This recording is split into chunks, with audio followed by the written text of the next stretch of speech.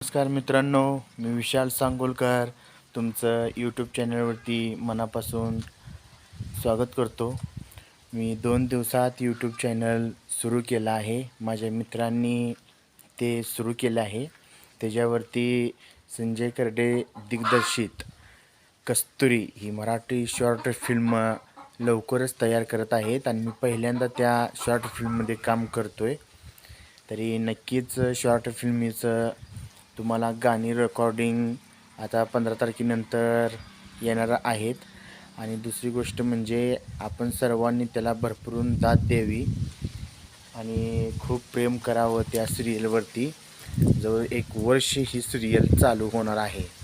तरी मी आशा करतो की लवकरात लवकर दिग्दर्शकांनी ती सिरियल चालू करावी.